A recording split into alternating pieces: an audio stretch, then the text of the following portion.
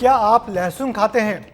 अगर खाते हैं तो ज़रा सावधान हो जाएं, क्योंकि भारत में चाइनीज़ लहसुन की एंट्री हो चुकी है। ये लहसुन खाने से कैंसर भी हो सकता है। वैसे तो चाइनीज़ लहसुन पर देश में बैन लगा हुआ है, लेकिन मोटे मुनाफे के चक्कर में कुछ व्यापारी तस्करी कर इसे बाजार में सप्लाई कर रहे हैं। इससे जहां भारतीय किसानों की कमर टूट रही है, तो वहीं बीमारियों का खतरा भी बढ़ रहा है। विस्तार से समझने के लिए देखिए ये रिपोर्ट।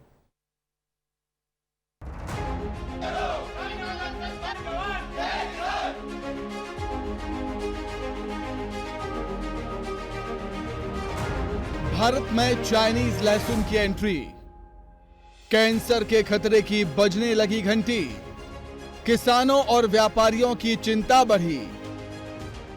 लहसुन को औषधीय सब्जी माना जाता है। अधिकतर भारतीय लहसुन का सेवन भी करते हैं, लेकिन इन दिनों चाइना से आने वाले लहसुन ने किसानों के साथ व्यापारियों की भी चिंता बढ़ा दी है।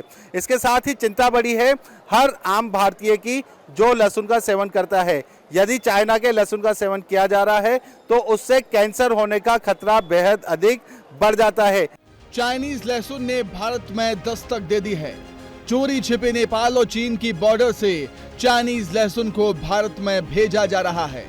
एक तरफ ये भारतीय किसानों को कमजोर कर रहा है, तो वहीं देश में कैंसर जैसी बीमारियों का खतरा भी बढ़ा रहा है। करीब 1000 टन लहसुन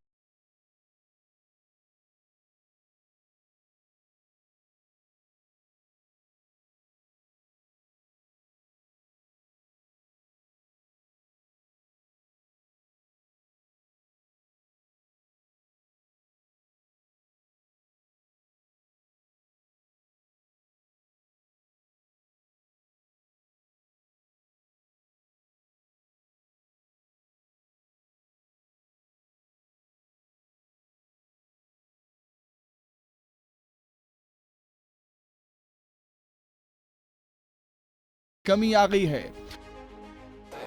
इंदौर मंडी में लहसुन करीब 10,000 से 15,000 पैकेट अभी नॉर्मली आ रहा है, और आगे सीजन में तो 30-40 हज़ार कट्टे आते हैं और ऑल इंडिया सप्लाई होती है यहाँ से।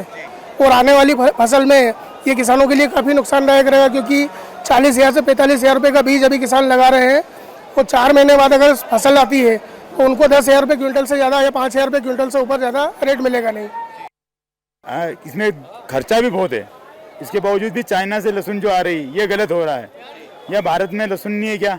सब चीज़ पे बैन करा हुआ है चाइना का, तो लहसुन चाइना पे बैन नहीं होगा क्या? इस पे बैन होनी चाहिए, चाइना की लहसुन पे भी बैन होनी चाहिए। हमारा माल बहुत कम भाव बिक रहा है यहाँ पे। चाइना का लहसुन अवैध तरीके से हिंदुस्तान में बहुत बड़ी मात्रा में एंट्री कर चुका है और कर रहा है, जिसमें लगभग 50 गाड़ी 20 टन की रोज, मतलब 1000 टन माल रोज आ रहा है। कैंसर और बहुत सारी बीमारियों के लिए है। ये पूरा वहाँ सीवरेज में पैदा होता है, और पूरी चाइना का लहसुन खाने से अयोग्य है। कोई बड़ी बीमारी ना फैले, इसके लिए हिंदुस्तान गवर्नमेंट को नज़र डाल के इसको तत्काल प्रभाव से इस